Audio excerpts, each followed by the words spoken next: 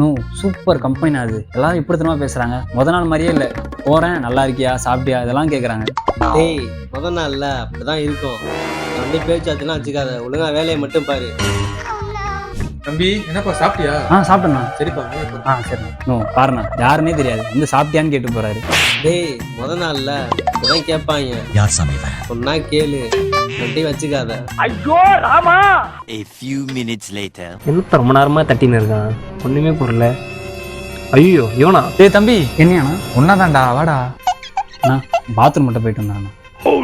டேய் அவன் கூப்பிடறான்னு போவாத, சொன்னா கேளு. நோ உண்மையா பாத்ரூம் தான் நான் போறேன். என்னமோ பண்றான். நம்மை போல நெஞ்சம் கொண்ட அண்ணன் தம்பி யாரும் இல்லை. The next day. டேய் டென்ஷன் ஆனா என்னவோ பண்ணுவியாமே, என்னடா பண்ணுவ? கம்பெனி ஃபுல்லா இப்படி தான் சொல்லி தெரியுறியா? சரி அப்ப ஒர்க்லாம் எப்படி போகுது? ஒர்க் ஓகே தான், சூப்பர்வைசர் தான் அடிக்கடி வந்து நசன்னு டார்ச்சர் பண்ணாரு. ஒரு நாள் டென்ஷனாக போறேன், அவன் என்ன பண்றேன்னு மட்டும் பாருங்க. எப்ப நீ டென்ஷன் ஆனா என்ன பண்ணுவேன்னு எனக்கு தெரியாது. நான் டென்ஷன் ஆன என்ன பண்ணுவேன்னு இவங்கிட்ட கேட்டு தெரிஞ்சுக்கோ. டேய் என்னடா டயலாக் இது? எவன் எழுதி கொடுத்தானே அது இப்படி பேசிட்டு போறான்? டேய் அப்பவே சொன்னேன் பேசாதடா பேசாதடா, கேட்டியாடா?